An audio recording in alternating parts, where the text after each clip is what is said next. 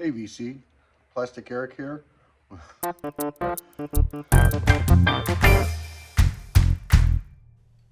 Hey, welcome to a Thursday Collection Connection, where we're playing that game. It's just an excuse to talk about records. I play the game with my brother, Plastic Eric, over on the Plastic Soundwave Cult channel. Every Monday, he shows a record. Every Thursday, I show a record. And the connective tissue is that each album has to relate in some way to the album shown in the previous video. So it's an easy game to play. We talk a little bit about the connecting album and then make a connection and talk about that album. So with that, let's move ahead. In Eric's last video, he talked about U2's The Unforgettable Fire. I have that record. It's the earliest U2 album that I own. Don't have anything prior to that. And I have basically the run through All That You Can't Leave Behind. And then the freebie one that everybody got. Controversially later. Songs of Innocence, maybe. But for all that, I haven't really been an active U2 listener in quite some time. And before playing The Unforgettable Fire in the last couple of days, you can see my stats here for how often I listen to it, which is not very often for an album that I've owned for decades. It hadn't been played, most of it, in a very long time. Even Pride only had 4 plays. So, yeah, other than the Joshua Tree, which even then, not frequently listening to, but it does make it in the rotation now and then. U2 is just a band that is big enough that I have a number of their albums. They're a good band, but they've never been one of my favorite bands. And so I'm not a devoted fan. I just kind of like what they do. And it was basically the top of the heap for college type music turning into mainstream type music. And kind of hard to ignore, along with REM, sort of the pinnacle of early 80s alternative / college radio, becoming the biggest bands in the world. Wasn't really any avoiding it. Not that I was trying to. And the album isn't bad. Sort of Homecoming, the opening track is a good one. Bad is a favorite. I know of my wife's, but I think she prefers there's a live version of it. Maybe on Live at Red Rocks or something like that she prefers. So it isn't that it's bad, it's just that it's not a lot of fun, I guess. It's a serious listen. Oddly, also kind of ties into my connection a little bit, but that's not the specific connection. And the specific connection is that The Unforgettable Fire has a song called The 4th of July. And I wanted to connect it. My first thought is the fact that X has a big single that I like a lot called The 4th of July, but I've done an X album before, and so I thought maybe I'd just look for a song that is titled after a date. Unfortunately, Eric did Talk Talk's fantastic The Color of Spring album some time ago with its April 5th, so couldn't do that. Couldn't do July 13th, 1985. Which was a song about Live Aid by John Wesley Harding, because I had previously played that album. And so what I came up with was a song called The 14th of February, which is Valentine's Day. So the connection is dates that, I'm not sure what the word is, because Valentine's Day is not a holiday exactly, but significant dates on the calendar.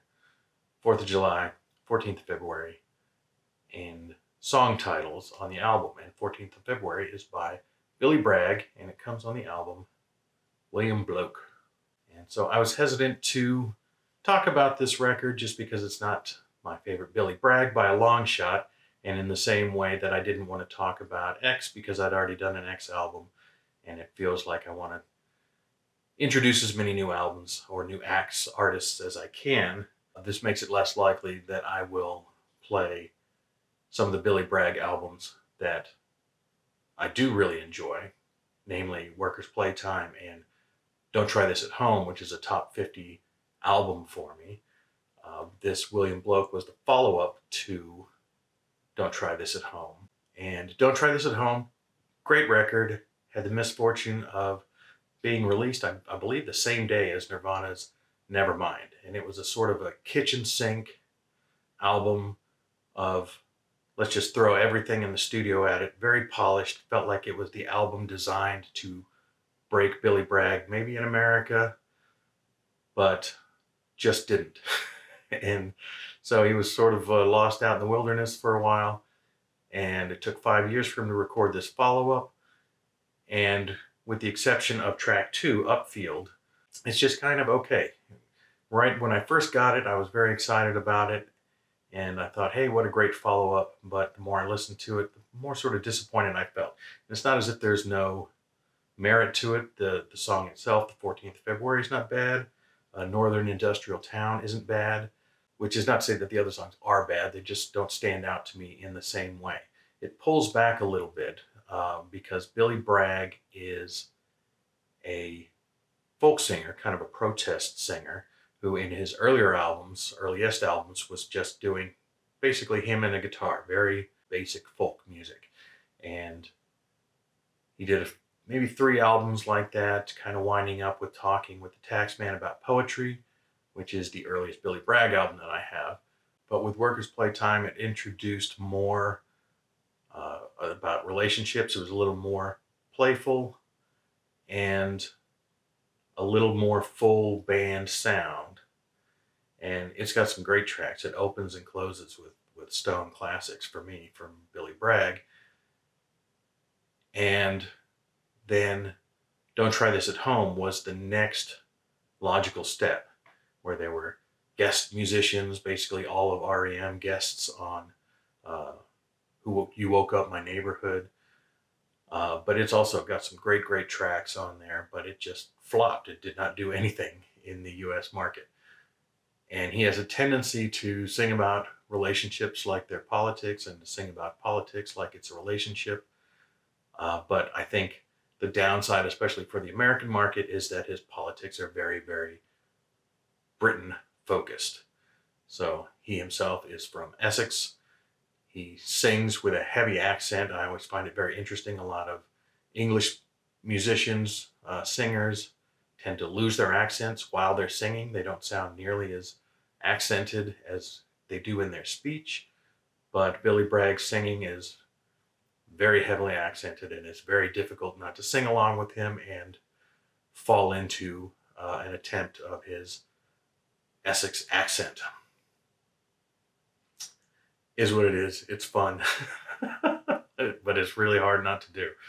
But by the time he got to William Bloke, I think maybe he's best known in the US for what followed this after a few years. He, along with Wilco, they teamed up and put music to a lot of Woody Guthrie lyrics on Mermaid Avenue and a sequel album. And that was as close as Billy Bragg ever really got to chart success or name recognition in the US. But even those were not huge hit records. They were more critical darlings than they were hit records. And falling in the middle of his sort of big Money's No Object blockbuster album that was not a blockbuster in Don't Try This at Home, and then the critical embrace of Mermaid Avenue with Wilco. It's just this one record, and it's not that great. It's not horrible, but yeah, I don't know. You get past Upfield, and it's so I started this way, way, way back when, but he pulled back, and a lot of these songs go back to the just voice and guitar, or there's voice and piano on one, so they're much more stripped back. There's only a handful of really full sounding, full arrangements on the songs. Upfield being one of them, having horns and everything on it. Not what I would call a stunning horn arrangement, but it's fun and it's driving, and that one is definitely a keeper for me. But it feels in part maybe because Elektra, his label, had sort of lost faith in him, and I'm sure the budget was slashed heinously over what Don't Try This at Home was produced for. And so it's just very modest, and then it ends up sounding a little thin.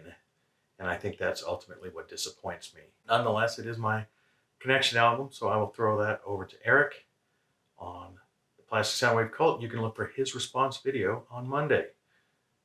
and he will come up, tie something to William Bloke, 1996, I think, from 1996, from Billy Bragg, the British folk protest singer turned just kind of general troubadour. I really like some of his stuff.